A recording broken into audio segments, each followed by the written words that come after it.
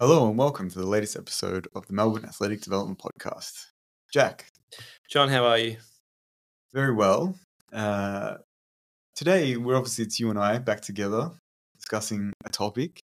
Well, a topic that we literally discussed for 13 seconds before we started recording. Well, we've discussed this topic a little bit, but it's an idea and a concept that I've been exploring quite a bit, and it's not actually very well formed. And we thought that we would look at potentially exploring this in a way where we navigate what's going on and try and work out whether we're getting closer to what is actually going on.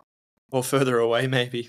Well, that might happen. So for those listening, apologies if you listen to this and you think these guys are lost, because it might actually be the case that we are lost. And I think we're probably both pretty happy to get that feedback. But I think it's important that we kind of explore it and see where we land with it. Yeah, and I think too that this conversation is really about more of a philosophical discussion about how we conceptualize humans as a system and how we apply interventions to see change, and specifically thinking about it from a performance standpoint. All right, well, I think we preface the context of it, right? Yep. So the context is this. Over the last little period, I've been struggling a little bit with the problem that some of my athletes that I've been coaching for a while have not actually necessarily been running particularly well, or their performance is sort of stagnating or even sometimes going backwards. Mm-hmm. And the thing that I found the hardest is, even in communication with them, they're adults and they're intelligent, and a lot of the discussions have been around the fact that a lot of the training that we're doing is very similar to what we've done in the past. The prescription, the sets, the reps, the density, the volumes of training, some of it's gone up, some of it's gone down depending on the specific needs, but a lot of it looks very, very similar. Yet the performance is not necessarily continuing to improve, or it's kind of decayed actually back to a level that's below where they were. And that in itself has, it's challenged me a lot personally, because I'm like, well, why is this the case? I think even particularly too, if you just think about it from that simple lens, here you have a task where the requirements are pretty basic. You're applying specificity to their training demands, but you're not seeing the outcomes that you expect, considering that you're aligning with basic training principles. And for those of you who've listened to some of our podcasts, you would have heard me ask a few of these questions in some of our recent discussions with people like Tim Gabber, where I said, is there an upper limit to how much you can do?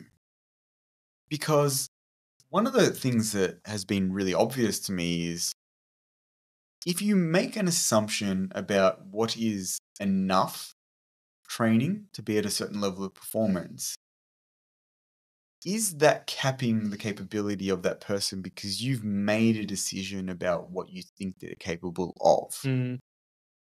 Very much in the same way that I think that when you set, say, goals, if you only set the goal to be something that's very much within your ability to achieve, you won't exceed that, for one, but two, you may actually be limiting your capability.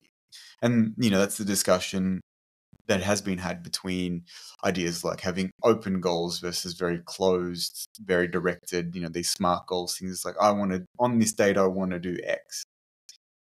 By doing that, are you actually limiting what you're capable of because you are defining it really clearly?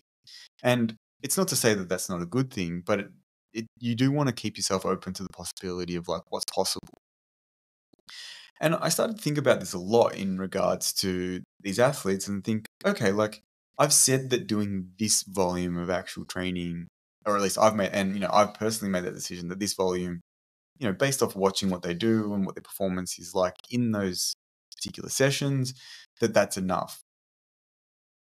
But the performance hasn't necessarily grown with that. And I started to look at some of the training, some people who would have heard me mention it, some of the training that has come out with people online. And it's a dangerous thing to do, I know, to look at what other athletes do and other coaches do. But one thing that one thing that I have been thinking about is, okay, like if I'm going to do that, how do I do it without necessarily just thinking I want to take what they're doing? And the concept that I've been looking at a lot is, what is the underlying principle that explains why what they're doing works? And what I keep coming to is, if you keep searching for the underlying principle, you end up finding what it is that you can maybe apply in your scenario, rather than just verbatim stealing, say, someone's training program. Yeah, and making that distinction between is what you're trying to take from it, the nuance of what they're doing in their training program with the reps, Specific the reps, intensities, rest periods, or has it got to do with a bigger training philosophy that you see this person or their coach applying? And the thing that I came to with looking at some of these more advanced athletes is that their progression seems to be associated with their, team, whoever it is, always looking for improvement and always looking to consistently grow their capabilities. Even when, and this is the caveat, because everyone goes, well, that's an obvious statement. You obviously always want to train to improve, and you always, that you need to train the systems to a greater level than what they were. Even when it means that the type of exercises, the density, the volume, or the intensity of what you're doing seems disproportionate to what the other people within that population are doing, right? And that is clearly specific to that individual. So, for instance, as an example, if you decide for whatever reason, and this is a silly example, but for whatever reason that a session of doing 1 kilometer reps at a particular intensity is useful for your 800-meter performance, and you start with the idea that you're going to do 4 of them as your training, and the person consistently is able to complete it at the prescribed level, obviously you've got a decision to make, because once it gets to the point where they're doing it without even breaking their sweat, that's not a challenging task anymore. And the concept that I have come to is this idea that unless you continually apply that stressor, you get a decay in their performance.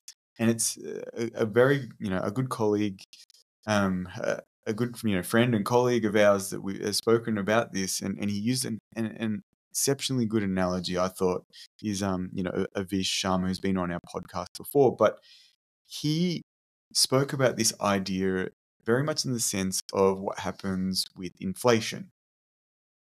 And the fact that if you, for instance, are earning the same amount of money, but everything becomes more expensive, in relative terms, you are going backwards. And when he said that, I started to think really strongly about what happens in these complex systems when you apply stress, and what happens when you remove stress, and what is the natural direction of travel of these systems. Do you think it's better to describe it as applying stress or progressing stress? Because the thing that I'm getting from this is applying the repeated stimulus, you're starting to see a decay, not necessarily. I think that's even better what you're saying. I think that's even better terminology of thinking of it should always have this idea of progressive stress. Now, that's not to say that progression is linear. No. Particularly whether that's in a time scale or in a performance scale. It's not to say that you just add ad nauseum and expect the person to survive. You need to still have these concepts that you apply, as you said, that progressive stressor, and the system will need a period of time of adaptation and consolidation before it moves to a higher state of capability. But the big thing, though, too, that I'm taking from this is, because, again, this is like something might be Unformed, well, this is like, well, this might be obvious. Of course you want to progress stress. But it's more about pushing a boundary that changes someone's perceptions, is what I'm gathering from this. I mean, yes, you would expect to see changes in their physical performance. I think it's both. I think it's both what they believe they're capable of but also changing what they are capable of. And those Yeah. things work hand in hand. And that's probably also reflective then too of what magnitude of a jump are you making? Because it makes sense to make progressions to the physical stress to create improved performance. But do you actually need to make a certain jump that creates a certain psychological stress that then provides the seed to change someone's perceptions? Because I remember you started this conversation with thinking about goals and goal setting. And the thing I think of straight away as you talk about this is, does someone need to set a higher goal and then work to that by pushing themselves? Or is it actually the other way around? Do you actually need to provide a stimulus that challenges someone's perceptions of what they think is possible? And with that change, you actually see, you know what, actually, we talked about this PB. I actually think I can make this PB. Like, is it actually more of a secondary thing? And I don't know the answer to that. Yeah, it's a good question. I would need to think about that more. I on the surface, the first thing that comes to mind is that it would probably vary from person to Yeah, person. that's sure. Some people genuinely want evidence to see progress, and that's very much in the light of, motivational theories, and a really key one that tends to get used quite a bit in sport is something like self-determination theory. Mm, And one of the key components of self-determination theory is competence. yes. And that by achieving a higher level of competence, it actually increases our motivational drive towards what we're doing. So for some people, that may be the highest driver.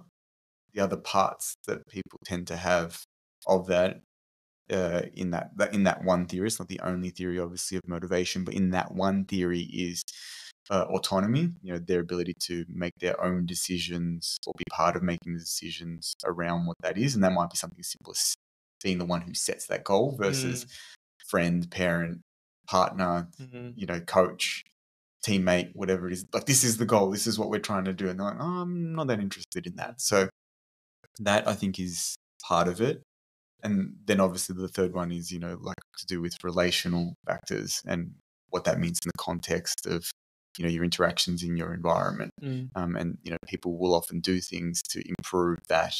In a lot of times in the idea of even reciprocity and how that influences it. But it's a very good question, because I think, and the only thing I can think of off the top of my head is that it's probably variable from person to person. No, and look, I think as we start to try and unravel this or discuss it, it perhaps starts to make,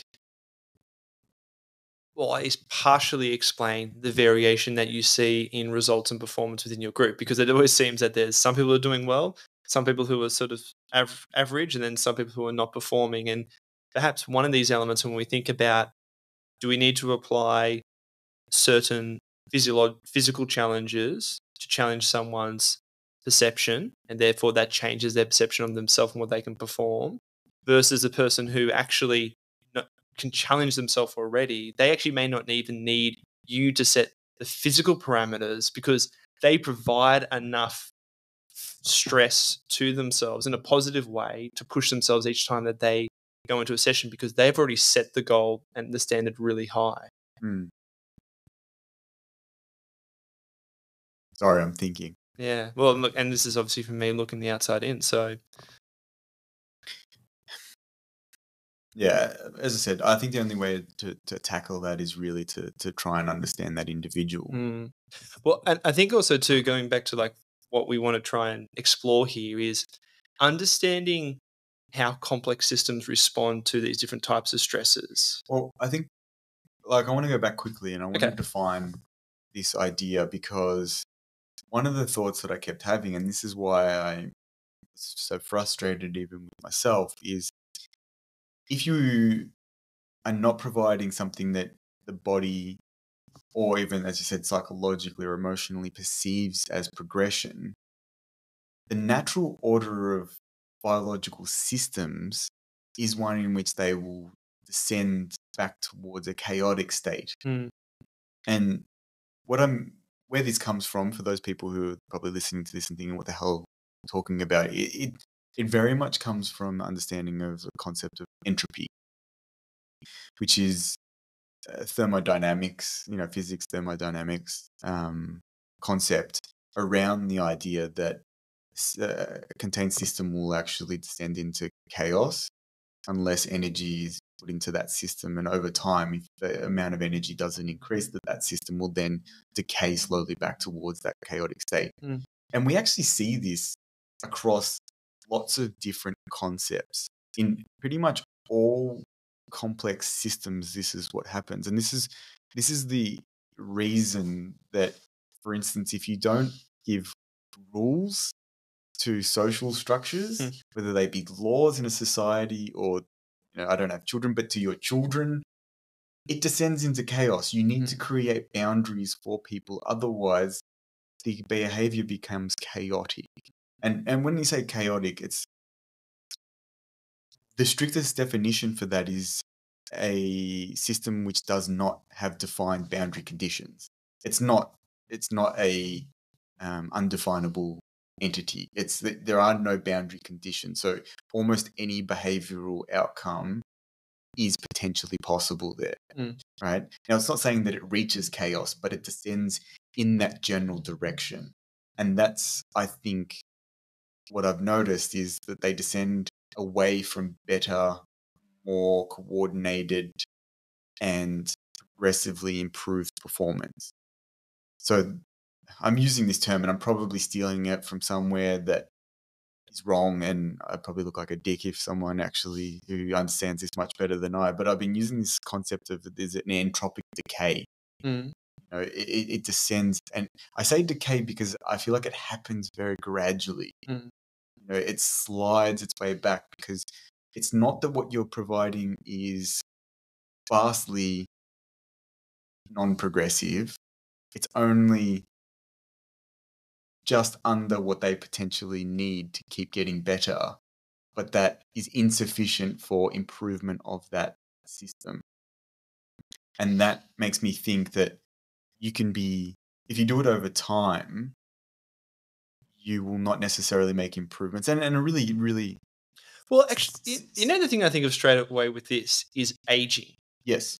Because this is go for this, because this is actually, I thought about this after we spoke about this, that is aging actually this very phenomenon? Yes, is aging, we almost think about it as disease state when you think of people like, is it Lynch or Sinclair? What's his David Sinclair. Yeah. He talks about it as, almost aging in this concept. But is it actually that we have built up capacity for certain stresses, but we don't progress them, so we end up decaying over time? And the way to get around that is that you need to consistently be pushing those boundaries in.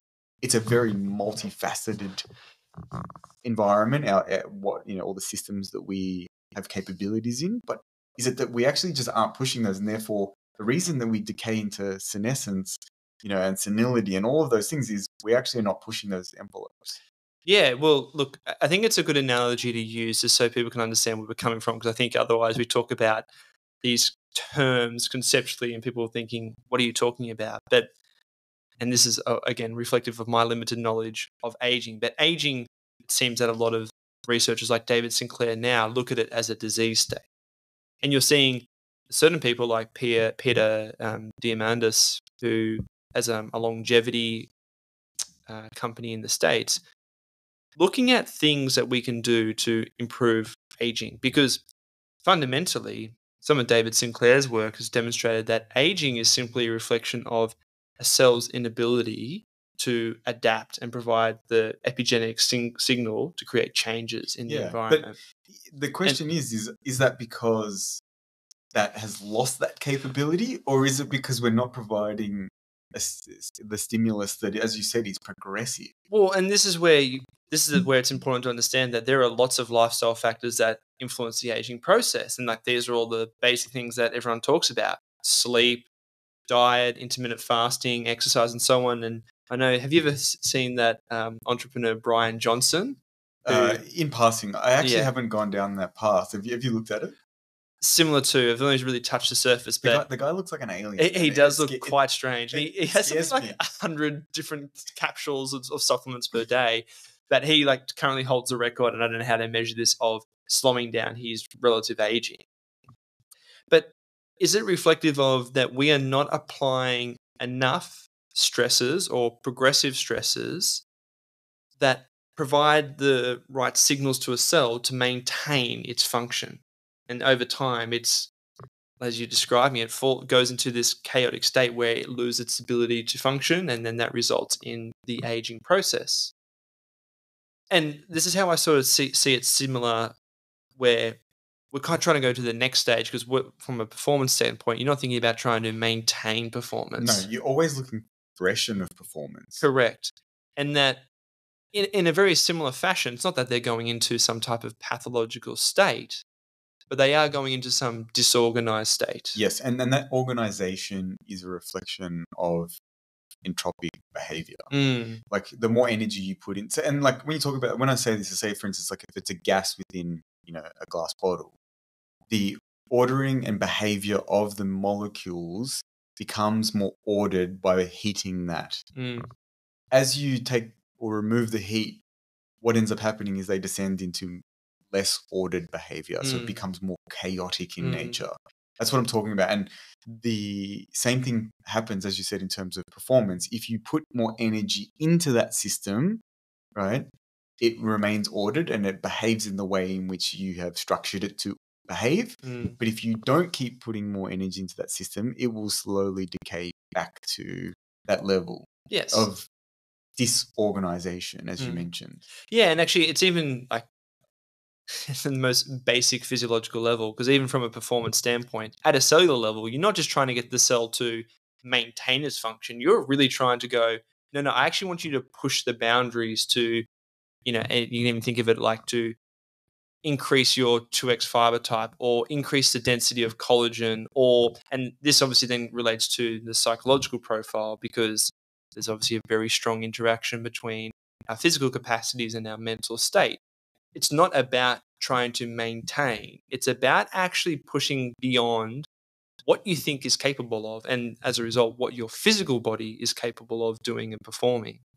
And so, when you think about from a performance perspective, even if on the surface it looks like, well, I'm applying a really strong physical stresses here. There's a lot of mechanical forces going in. Shouldn't this create the physiological changes that you're looking for? It's like, well, have you actually capped that, in the sense of you have reached this point, but now you're only at this point?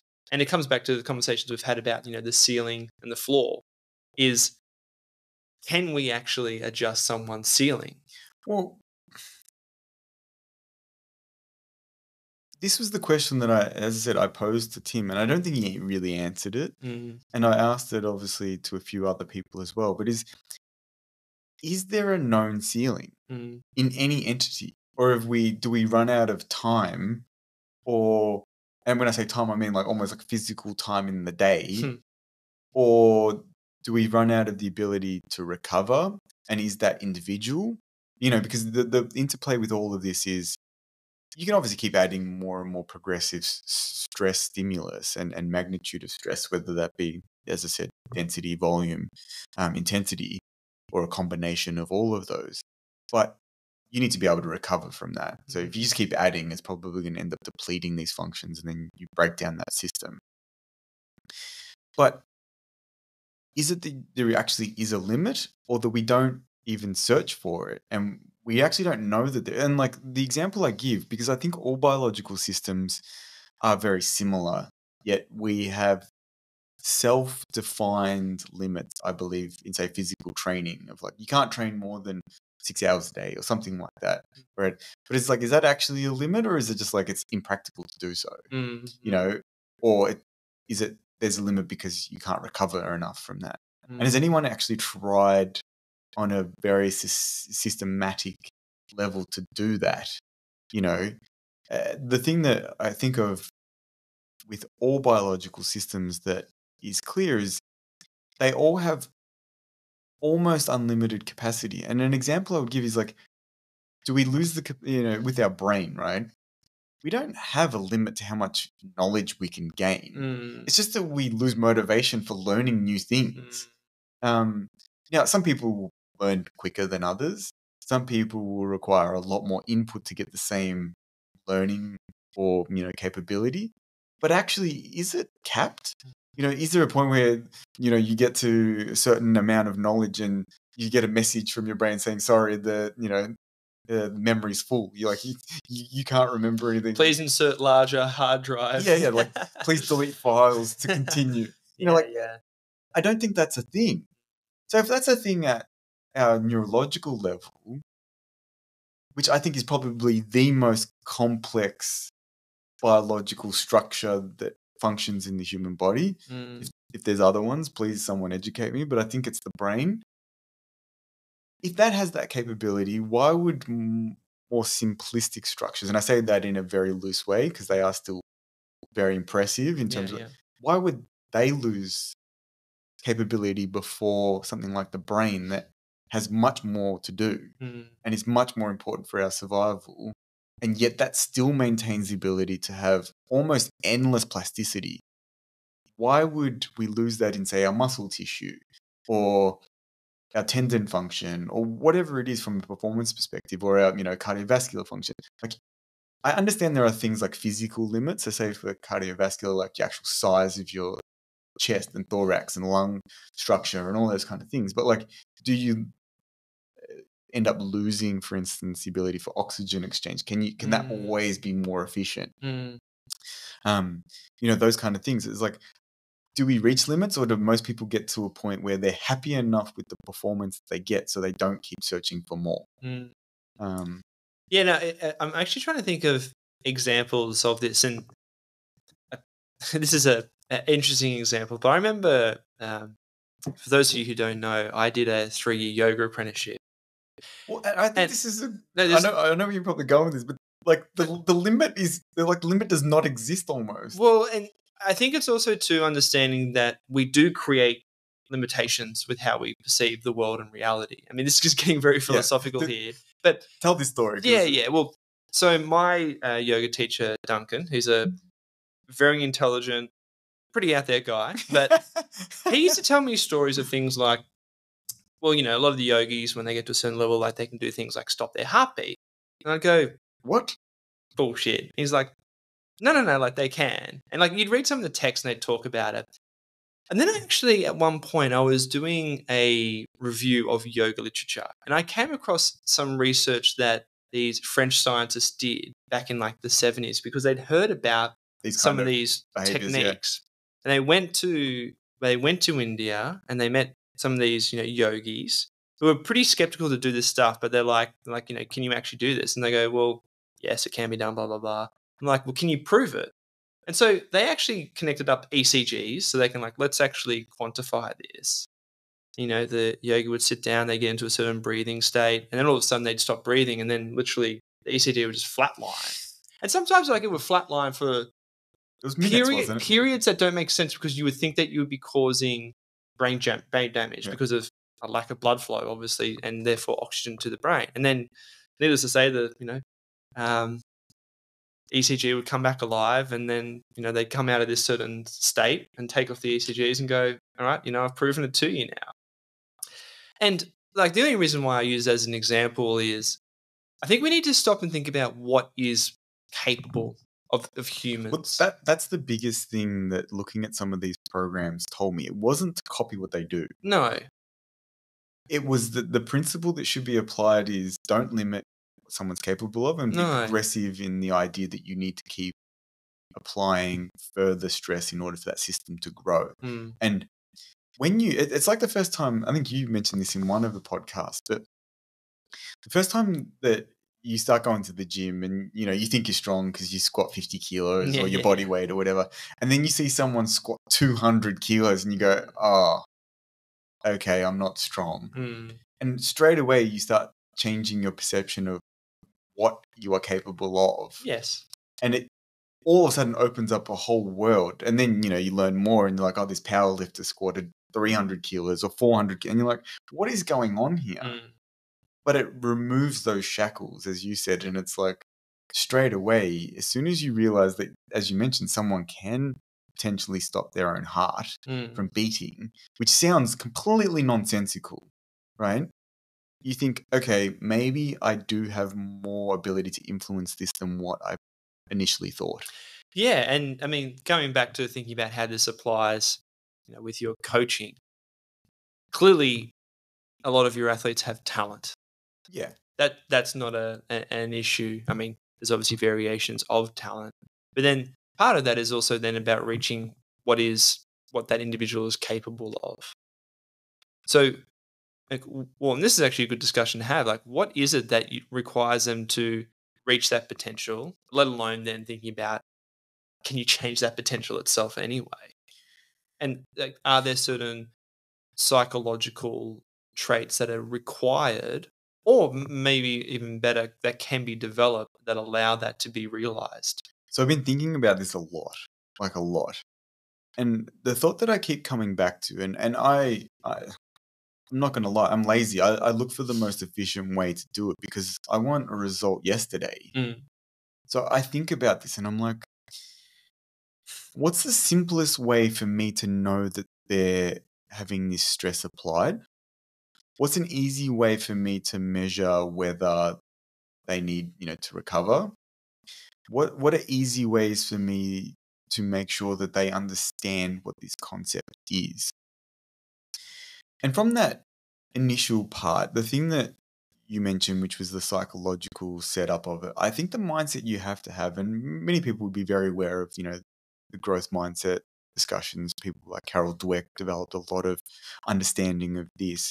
But just having this idea that every time you step into your performance environment that you're trying to get better, I think straight away changes how you view what you're doing. And you see things as being much more about upside risk versus downside risk. And I think it's something that perceptually changes quite a bit the moment you identify with one side versus the other. Mm. Like it's always really interesting. We're coming up to, the championship period. And the athletes that have the willingness to continue to want to get better all the way up to the championships versus the ones who are trying to save themselves to get there, and feel as though they've protected themselves is an interesting dynamic. Or the other one I think of is the ones that are just wanting to get it over and done with because they've already mentally checked out. Yeah, and I think that these are things that if you set that up, and we spoke with Susanna Russell. Correct. Yeah. About the idea of like, if you give someone the instruction that this is going to be a challenging period of training or competition, how much does that change the way that they perceive that challenge? And from what she said, and obviously she mentioned it was anecdotal, but I think it very highly affects, in a positive way, their perception. They see it as, I'm getting better from this because I'm challenging myself versus I have to survive this because my coach has prescribed this ridiculously hard period of training or competition. And you actually mentioned this briefly during that talk of, there are clearly different athletes who perceive that challenge in different ways, like the survival versus opportunity. Yes. And I think that is a really, really key factor from the psychological and emotional mindset that's needed in order for this to be successful. And that seems to be something that, for as long as I've known you, you've thought about a lot of, do you need to respect how someone feels and adjust, say, their training methodology around that? Or, and I know you've mentioned this before when you look at previous generations of athletes who would be like competing every weekend, and they would see that every time that they compete is an opportunity, even though obviously competing so regularly wouldn't be you're not necessarily ideal for run, your performance. Yeah. And well, it might be, but you're not necessarily going to run, say, personal best every time you do it. Sure. But they didn't perceive that as being damaging. And I think that's just a completely different mindset to what, say, athletes now have of like, I need to recover all the time. It's what we spoke about with Susanna. Like, sometimes I think the mentality that people have is they're recovering from nothing. Yeah, Greg Heff, I remember, used to talk about that all the time as well. Yeah. It's true. It's like, if you're going to recover, you better have trained sufficiently to warrant such recovery. And so practically, I've been thinking a lot about, well, how do you even set this up? How do you measure those things? And I think it requires a nuance. It requires being open to the dynamic nature of a training environment and not being too prescriptive in what you're doing. So even though you might have, this is the session that we had planned, you need to be willing to adapt on the fly.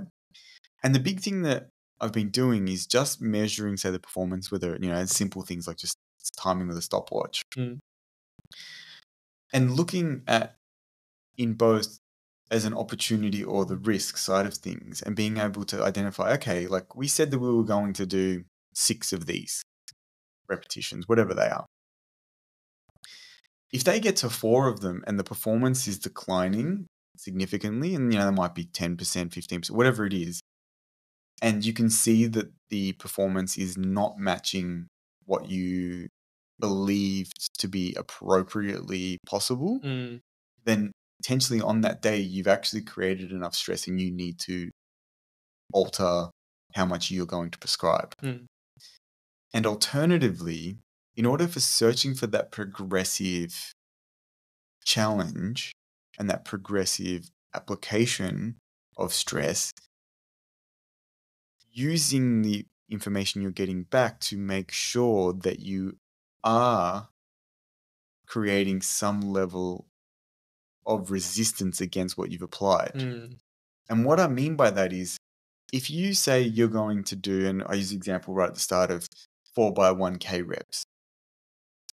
If you do 4 and they all get faster, is that challenging the athlete? Because they're probably not even fatiguing at all. So unless you're looking for the psychological benefit of them walking away saying, oh, I'm King Kong, I just smashed that session. If you're looking for the physiological adaptation, it doesn't seem like that stressed them particularly. And so you might do at the 5th rep, and they get faster, and then the 6th rep, and they get faster. At that point, if you don't think that they're actually being challenged, even though it's more than what they've done, should you stop? And I don't have the answer to that. My thought has been very much that you should seek a level of acute failure akin to what we've spoken about before with safe to fail experiments. You look for the point at which the challenge actually is challenging them. And until you reach that, you're probably not done. And that doesn't matter if on one day it's 4 repetitions, on one day it's 12. On that day, it created the stress that you wanted. And then you've got to be willing to continuously measure after that what the response is. And there's lots of obviously different ways people can give you an understanding of if they're fatigued, things around sleep measures, their, perception of how tired they are, the performances in consequent sessions. They often will talk about things like changes in tissue tone, soreness, tightness. And if you are measuring things, whether it's things like heart rate variability or measures relating to central nervous system function or performance measures, people use things like jump readiness and all of those kind of things. And some of those, how much they transfer, is difficult to know. But if someone says to you, I'm actually perceiving I'm really tired following that session, that's probably an indication that that was a sufficient stressor and you may need to give them more time to be prepared. Yeah, and the thing that stands out to me with this is understanding and appreciating the limitations of programming.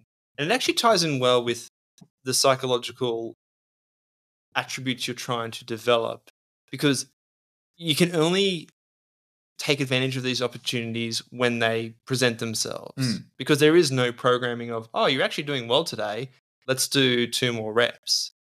You have to be opportunistic in that situation, which in itself actually requires a certain psychological trait from the athlete and the coach too, but the athlete of going, oh, right, I hadn't prepared for this. I had my program beforehand. Yeah, and I saw that I was doing 4. Yeah. Why am I now doing 7? Yes, yeah. And that, for a lot of athletes, is very challenging because a lot of them are actually, as I said, their motivation.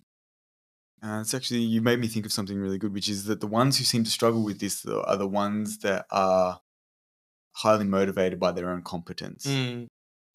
So for those ones, it's really difficult because if you always move the goalposts on them, they can't deal with it very well because they haven't had that dopamine hit of satisfaction that makes them think that they tick that box, they achieve that task. Yep. If you ask them, and I guess this is how you have to redefine it for them, of like, until you seek acute failure, you have not actually completed the task.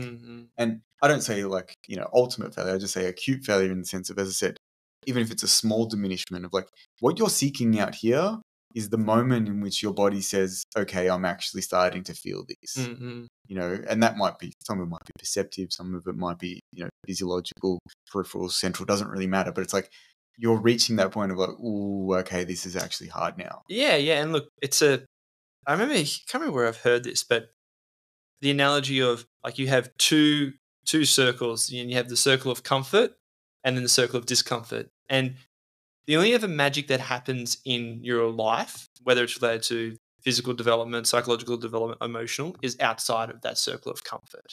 And so, I think this is such a basic, but actually such a vital principle to stand by of seeking opportunities to go outside of that point of discomfort. And I don't think the thing that I had a discussion, and obviously he's been on the podcast before with Tom Templeton, who works with us, and he's, and it's a very valid point. He said, but then are you setting someone up to dig a really deep hole of fatigue? And I think it's valid. Like, I don't know the answer. I think it's a really important thing. If you're always seeking discomfort and challenges and progress, is there a point where you've dug so deep that you aren't getting out of that hole? In short, yes. And this is where I think it's important to don't throw the baby out with the bathwater of using certain parameters that you mentioned before to actually monitor the current state of an individual. But you kind of need to flirt with this risk. And this is this idea that it's the same as this conversation, right? We don't know where it's going. And I've heard this term used recently in a podcast that I really liked, was, the idea of the golden path, which is, the path by which you are in part challenging yourself and you don't know necessarily the answer, but you're looking to tread lightly and carefully so that you maintain a level of attention to getting towards your destination. Now, that definition is my definition, and it can be vary, I guess. But it's this idea that you're treading this path that you've got to be really, really aware and perceptive to what is going on. Otherwise, you do risk descending into either direction, which is complete and utter risk-taking, and you're not paying attention and you're just piling on more and more training, which is, negligent in itself. But then there's the other side of it, which may be where you stick only with your prescription, and that is leaving a lot of opportunities on the table. And speaking with Avish, it was really good to get his perspective on this, because he gets the opportunity to work with a lot of Australia's best track coaches and field coaches in his role at the VIS. And he was saying some of the more successful ones are actually the ones whose mentality is that they're much happier to fly close to the sun, right? And he said, like, you would think that they would have more issues, but he goes, they have, a lot of them have adapted to know what the signals are to modify. Yes. But they're willing to keep pushing as long as those markers are not coming up. And to me, that was a really, I'm not going to lie, it was, for me, it was confirmational bias to be like, yes, okay, like maybe this makes sense. And I need to be careful with that and question myself. But it highlights very, very strongly that you're better off erring, particularly in performance, on the side of looking for opportunities than protecting what you already have. And I think that seems to be a really big factor across all aspects of these biological systems. Because as you said, the moment that you are in a state of comfort, you are protecting what you already have. And that can be really dangerous because you do not get challenge or growth. And I think you have to also move forward in your actions for this in a way in which you accept the level of risk that comes with extending, not only yourself, but the individuals you're dealing with. And I think this is both in a psychological realm, in an emotional realm, in a, physical realm, because I have lots of conversations, even with my athletes, of how difficult some of the tasks that they would like to be able to achieve are. Mhm. Even if you put it into the context of basic statistics, for instance, and this is part of it, if you look at the qualification standards now for, say, the 100 and 200 meters, they're exceptionally difficult. And I'll speak in reference, or say if I speak in reference to the men's 100-meter adults. The current qualification stand for outright qualification, now there is obviously a way of qualifying through world ranking, but through direct qualification is to run 10.00. In Australian history, there is one man that has ever done that, right? So to think, and if we just put that in the context of the last 100 years, the modern Olympics since 1896, there's been one Australian person that has been able to do that. So for you as an individual who's aspiring to do that, even on a really basic statistical level, it is so improbable that you will be that person. Now, it's not to say that you can't, because the probability is not zero, but it is improbable. And if it is improbable, it suggests that what the task you're taking on is extremely difficult to achieve. If that is the case, it's probably likely that you will need to undertake a lot of discomfort and difficulty in order to get to that level of performance. And I've said this to some of my athletes, and some of them, they're super intelligent. They get it straight away and they go, yeah, this shouldn't be easy. Just because I've trained hard or I've been consistent and I've been training hard consistently, that's not enough to just say that it will happen. And then there are others who don't get that. They think that because they've put in those factors, that it should be probable for them to reach a level of improbable capability. And I think it's really important that me as a coach and these athletes as individuals need to reflect on the fact that you have taken on a very difficult task.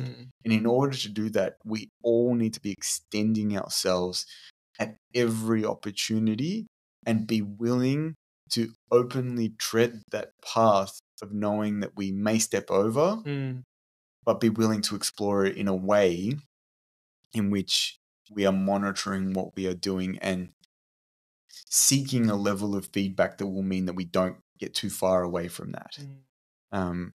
And yeah, I don't know if any of that made sense or it just sounds like absolute gobbledygook, but I'm trying really hard to understand how you can consistently and create principles that will lead to performance over time. And I can't seem to see a way that it's possible without this idea of progressive stress application and a mindset in which people see that as their way forward. And look, that's what I was going to emphasize. And it's obviously not to dismiss that you have to have a certain talent and skill level to begin with. But if you as an individual see it as improbable, the likelihood of achieving that is going to be lower.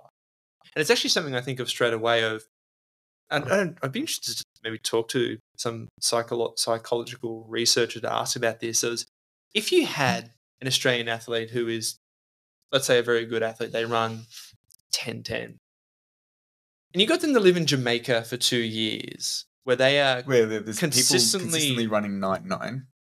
Does that change their ability to improve their performance? Because does that actually change your perception when you actually physically see it? And you feel it, like if you're running next to someone who runs those times, does it change what you think is possible? Completely. And it's just I don't have an answer to that. It's a question I thought of straight away. But I think it's probably the case. I think so. It's like you said before about squatting, and you're squatting 50 kilos, And then thinking you you're see all someone great, doing and 200. You see someone doing 200, you go, oh, that's what's possible. Oh, And it does start to change your perception. enormously. Like I used to always think that with yoga, where I'm certainly not the most flexible person. You would see these people. You're a lot more flexible than me, mate. I don't know. You've got some. I reckon you might be a bit of a Nah. dark horse, John. You see my hunchback. Um, I'm Quasimodo. but yeah, no, it's a reality when you start to think of what do you actually believe is capable. And again, there's obviously certain limitations. I'm not thinking for myself personally I'm going to be running sub 10 seconds, but No. It's more about understanding. It's about that bandwidth actually in a way of thinking of it too. That, yeah, it's where do you see your potential capacity?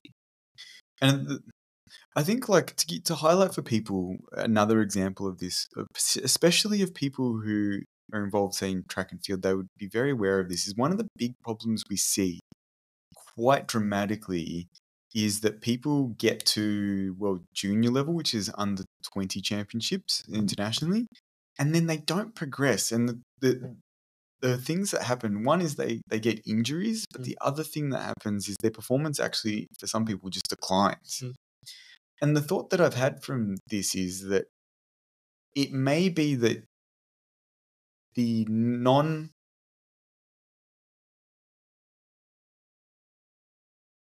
non-application of greater progressive stress to that individual means that they don't continue to get better. And there's a whole other part of this, which is that it potentially comes down to, what exposure you've had before. And has that exposure happened in a progressive fashion so that you are set up to accept further application of progressive stress? And the example would be is taking too big a jump or not creating some of the foundational properties that we've spoken about in order for you to be able to do those things. Of course. Yeah. Is there any more that you think we can unpack there? I'm not sure that I have much more to add, and I'm not sure that I made any sense. But for those people who did listen to this podcast, honestly, I do appreciate, one, you getting this far, and two, indulging Jack and I for exploring an idea that we're unformed at this stage. No, well, I think we leave it at that. I think perhaps in future, as our own understanding or ideas develop or evolve, we might come back to it. Yeah. But I think we leave it there for today. Thank you very much for joining us, as always.